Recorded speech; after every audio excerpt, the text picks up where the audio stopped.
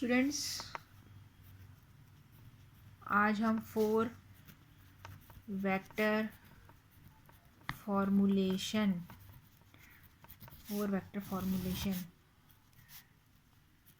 Means four vectors हैं, उनको एक ही साथ अगर हमें रिप्रेजेंट करना है, उसको सॉल्व करना है तो हम किस तरीके से करेंगे वो हम देखेंगे।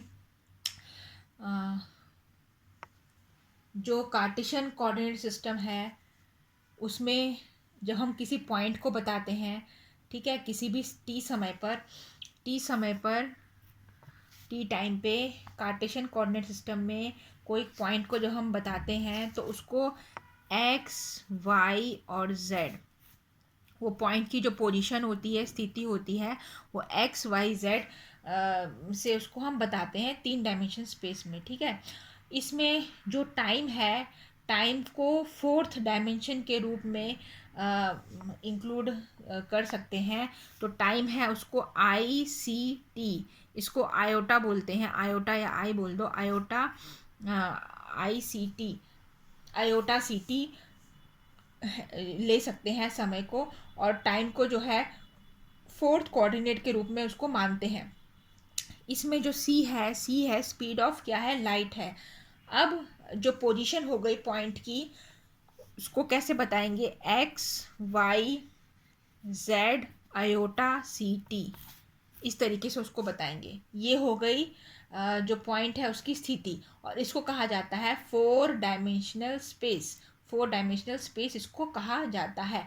अब इसमें हम क्या करेंगे, इसमें हम टेंसर का इस्तेमाल करेंगे, है ना। टेंसर की मदद से हमें पता है इसको हम चीज़ों को आसानी से जो समीकरण है उसको इजी फॉर्म में हम सॉल्व कर सकते हैं, है ना। तो टेंसर के नोटेशन में इसको लिखेंगे। तो जो x है, x को हम क्या लिखेंगे, x1, y को क्या लिखेंगे, x2, z को क्या लिखेंगे, x3, और आयोटा सी टी को क्या लिखेंगे, x4। तो जो इसमें लेंथ हो गई वेक्टर की, उसको किससे बताएंगे, s, ठीक है। उसका स्क्वायर कर लेंगे तो हमें मिलेगा x square plus y square plus z square, iota square का माइनस आई स्क्वायर क्या हो जाता है, -1 हो जाता है, सी स्क्वायर टी स्क्वायर। तो ये है लंबाई, किसकी, वेक्टर की लंबाई, है ना। जो ओरिजिन से अगर हम किसी पॉइंट को मापेंगे तो उसकी लंबाई एस स्क्वायर है। अब सभी जो फ्रेम होते हैं 2 प्रकार के होते हैं, inertial frame, non inertial frame. तो सभी इनर्शियल फ्रेम में जो लेंथ होगा वेक्टर का, यानी एस होगी, वो क्या होगी, बराबर होगी। सपोज एक दूसरा इनर्शियल फ्रेम है, उसमें लेंथ एस प्राइम स्क्वायर है, तो उसमें उसकी जो लंबाई है वो जो दूसरे फ्रेम में जो लंबाई है वेक्टर की, उसके बराबर होगी। तो इसका मतलब जितने भी इनर्शियल फ्रेम है उसमें जो लेंथ होगी वेक्टर की, वो क्या होगी, बराबर होगी। तो इसको कैसे रिप्रेजेंट करेंगे, ये जो लेंथ ऑफ वेक्टर है उसको समेशन,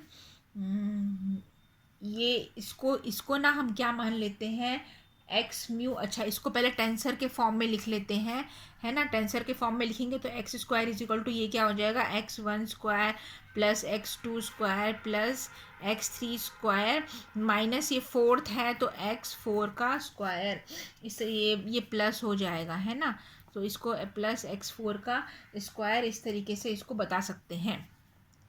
तो ये इसको लिखेंगे mu is equal to 1 to 4, और एक्स ऑफ म्यू 1 2 3 4 को हमने क्या ले लिया है, म्यू मान लिया है, और इसका स्क्वायर।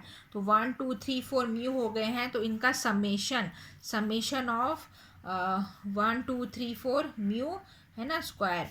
तो इसको ये एस स्क्वायर क्या है, mu is equal to 1 x mu square और 4 इज इक्वल टू, यहाँ का क्या हो जाएगा, x prime square mu is equal to 1 to 4। अब टेंसर का यूज़ हमें पता है, जो 2 फ्रेम्स होते हैं या एक ट्रांसफॉर्मेशन इक्वेशंस होती है, उसमें इस्तेमाल करने के लिए हम यूज़ करते हैं टेंसर का नोटेशन।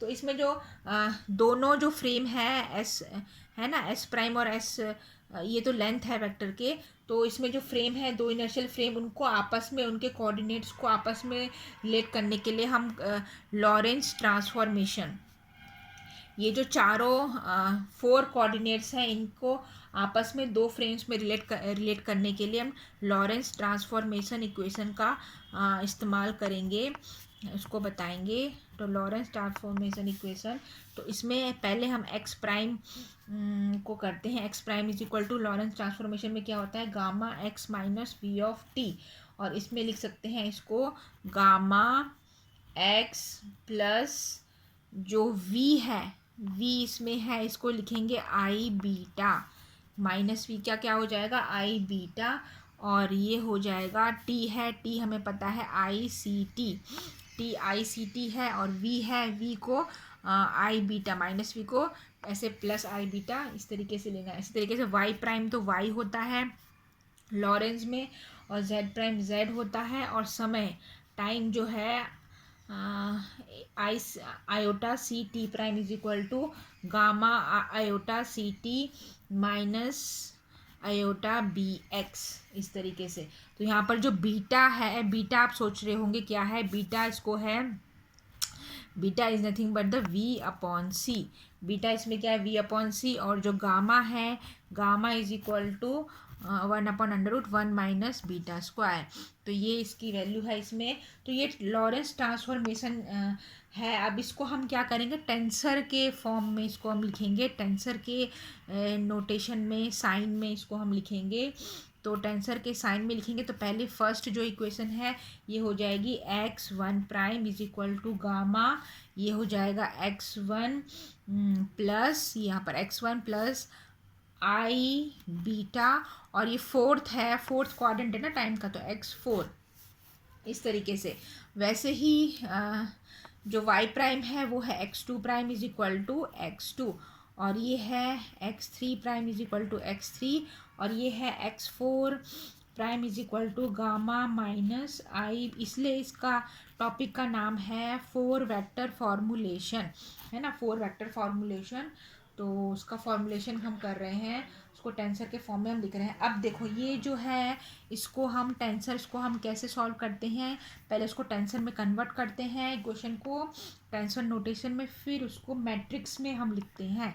तो मैट्रिक्स में इसमें लिखोगे तो ये हो जाएगा, इस साइड, ये वाली जो साइड है इसको पहले ले लेते हैं, x1 prime, x2 prime, x3 prime, x4 prime is equal to, ये हो जाएगी गामा, इसको लिखोगे। अब इसमें देखो, इसमें 4 है ना, x1 x2 x3 x4, तो ये इक्वेशन में क्या है, x1 में क्या है, गामा, तो यहाँ हम गामा लिखेंगे। x2 x3 इसमें क्या है, 0, तो हम 0 लिख देंगे। x4 क्या है, आयोटा बी, इस तरीके से। अब सेकंड है, सेकंड में x2 में 1 है, x2 यानी इधर ये x2 1 है, बाकी सब क्या है, 0 है। और x3 में क्या है, x3 1 है, बाकी सब क्या है, 0 है। और यहाँ पर क्या है, x1 और x4, तो x1 में क्या है, माइनस आई बीटा गामा, तो ये हो जाएगा माइनस आयोटा बीटा गामा, और x4 में 1 है, बाकी क्या है, 0 है। और इसको इसलिए हमने लिख दिया इसको डिटर्मिनेंट के फॉर्म में। तो ये देखो, ये हो गई, है ना, ये। अब इसको दोबारा हम सिंपल वे में टेंसर में इसको लिखेंगे।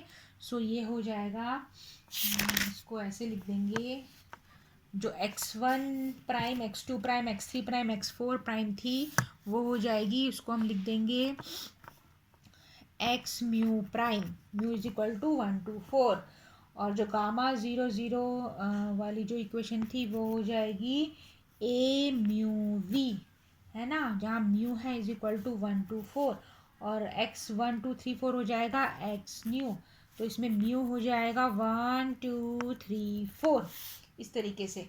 सो इसमें जो कंपोनेंट्स हैं ये वाले, है ना, तो ये a1 a2 a3 a4 vector के कंपोनेंट्स हैं, इनको हम ट्रांसफॉर्म कर सकते हैं दूसरे उसमें, तो ये इनवेरिएंट होंगे, इनमें कोई भी चेंज नहीं होगा। और इसे क्या कहा जाता है? इसे 4 वेक्टर कहा जाता है। इसे क्या कहा जाता है? A1 A2 A3 A4, इसको क्या कहा जाता है? 4 वेक्टर कहा जाता है। सो यहाँ पर ये जो है, सॉरी दिस वन, ये नहीं, ये वाला है ना, this one and this one, तो ये हो जाएगा, इसको हम लिख देंगे A1 prime A2 prime A3 prime A4 prime. और ये क्या रहते हैं? इनवेरिएंट रहते हैं दूसरे ट्रांसफॉर्मेशन में। तो वो जो मैट्रिक्स थी उसको हमने ऐसे, उसको हम तो इसे कहते हैं 4 वेक्टर फॉर्मूलेशन, 4 वेक्टर फॉर्मूलेशन। सो इसको हमने इस तरीके से A1 A2 A3 A4, तो ये है इसकी 4 वेक्टर फॉर्मूलेशन की इक्वेशन। इसको टेंसर के उसमें वापस लिख देंगे, तो ये हो जाएगा A म्यू प्राइम, ये वाली side is equal to summation mu is equal to 1 to 4 A mu V A V, तो mu is equal to 1 2 3 4। So यहाँ तक अगर आप 4 वेक्टर फॉर्मूलेशन बताओ तो आपको यहाँ तक लिखना है।